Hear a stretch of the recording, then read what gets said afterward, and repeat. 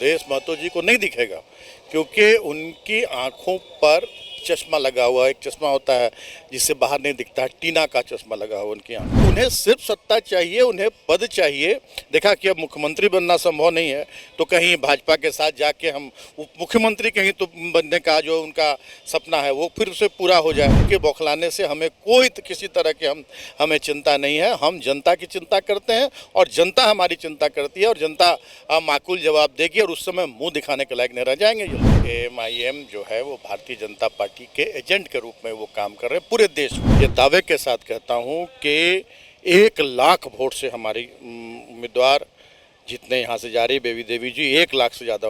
डुमरी उपचुनाव में प्रचार प्रसार जोरों पे है। इंडिया अलायंस के सारे नेता जो है डुमरी में लगातार जनसंपर्क में लगे हुए हैं। हमारे साथ हेमंत सोरेन के कैबिनेट में मंत्री मिथिलेश ठाकुर जी हैं। ठाकुर जी, लोगों से क्या रुझान मिल रहा है आपको?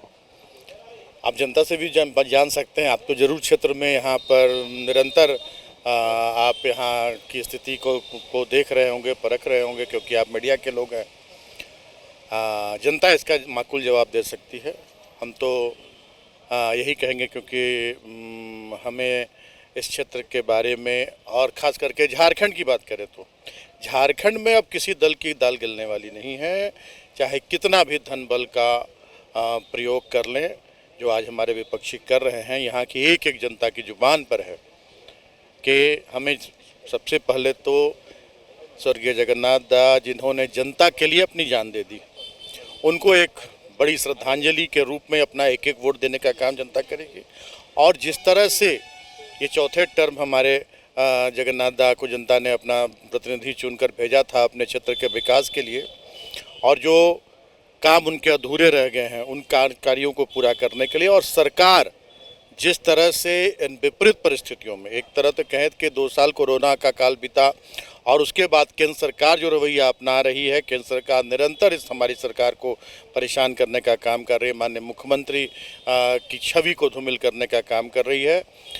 बावजूद उसके जो ज़मीनी काम हुए हैं, अंतिम पंक्ति के लोगों तक सरकार पहुंचने का काम की है, उसका भी परिणाम जनता देने के लिए तैयार है। और मैं ये दावे के साथ कहता हूं कि 1 लाख वोट से हमारी उम्मीदवार जितने यहाँ से जा रही बेबी देवी जी 1 लाख से ज़्यादा वोटों से। सुदेश महतो कैंपेन कर रहे हैं लगातार, और कल मैं उनकी एक सभा कवर कर रहा था। वो बोले कि जो चुनावी चीज़ें हैं वो तो मैं देख ही रहा हूँ, लेकिन हेमंत सोरेन जब बतौर नेता प्रतिपक्ष जो चुनावी वायदे किए थे वो भी मैं पड़ताल कर रहा हूं कि क्या उन वादों के अनुरूप 3.5 पौने 4 साल में कुछ काम हुआ है कि नहीं है। और सुदेश महतो ये बोल रहे हैं कि उनको कुछ भी दिखाई नहीं दे रहा।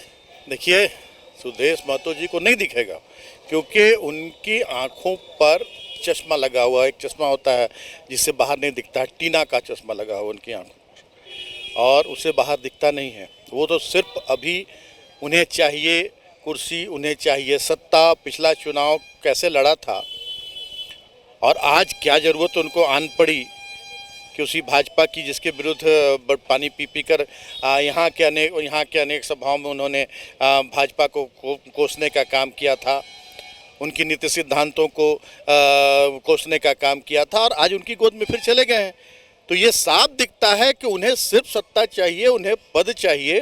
देखा कि अब मुख्यमंत्री बनना संभव नहीं है, तो कहीं भाजपा के साथ जाके हम उप मुख्यमंत्री कहीं तो बनने का जो उनका सपना है वो फिर से पूरा हो जाए। तो ये उनकी आंखों से नहीं देखते हैं, हम जनता की आंखों से देखते हैं, और जनता सब कुछ देख रही है, जान रही है। 19 वर्ष का कार्यकाल भी जिसमें हमेशा सुदेश महतो जी सरकार के साथ रहे, और आज बिलबिलाए हुए हैं। आज जनता ने उन्हें नकार दिया है, तो आज पूरी तरह से बिलबिलाए हुए, क्योंकि सत्ता सुख में हमेशा रहना उनकी आदत बन गई है, उनकी नियति बन गई है। तो आज तब देख रहे हैं कि 4 साल से लगभग वो सत्ता सुख से बाहर हैं, तो उनका बौखलाना वाजिब है। उनके बौखलाने से हमें कोई किसी तरह की हमें चिंता नहीं है। हम जनता की चिंता करते हैं, और जनता हमारी चिंता करती है, और जनता माकूल जवाब देगी, और उस समय मुंह दिखाने के लायक नहीं रह जाएंगे ये लोग। एक जो आप चीज़ बोल रहे हैं कि भाजपा के साथ आ गए हैं, पिछली दफ़ा भाजपा को वो टारगेट पे ले रहे थे। लेकिन ये भाजपा और आजसू के साथ आने से आपने देखा कि ये जो छठा उपचुनाव चल रहा है, 5वां उपचुनाव रामगढ़ में हुआ, वहाँ पे आजसू ने जीत दर्ज की। तो क्या ये चीज़ आप भी समझ रहे हैं कि भाजपा और आजसू के आ जाने के बाद डुमरी का जो मुकाबला है वो थोड़ा कठिन हो गया है? देखिए, कभी कभी बाय डिफ़ॉल्ट भी कुछ ऐसे ऐसे काम हो जाते हैं। बाय डिफ़ॉल्ट कहें तो रामगढ़ का चुनाव इन्होंने जीत लिया, उससे ज़्यादा इन्हें मुगालते में नहीं रहना चाहिए। मैंने क्या कहा कि मैं आप जिस दिन 8 तारीख को भी अगर आपसे मुलाकात हो तो आप देखेंगे कि हम 1 लाख वोटों से चुनाव जीत रहे हैं, क्योंकि जनता हमारे साथ है। और जनता, इस लोकतंत्र में जनता जनार्दन होती है, उनके चिल्लाने से, उनके कहने से कुछ नहीं होने वाला है। और जनता देख रही है कि कौन सरकार हमारी हितैषी है, कौन सरकार हमें हक अधिकार दिला सकती है। आज ये लोग जो बात कर रहे हैं, जब 1985 का की जो स्थानीय नीति जब निर्धारित की गई तो उस समय तो मंत्री थे सरकार में चंद्र प्रकाश जी, और उन्होंने उसका समर्थन किया था। और आज ये ढकोसले कर रहे हैं, घड़ियाली आंसू बहा रहे हैं।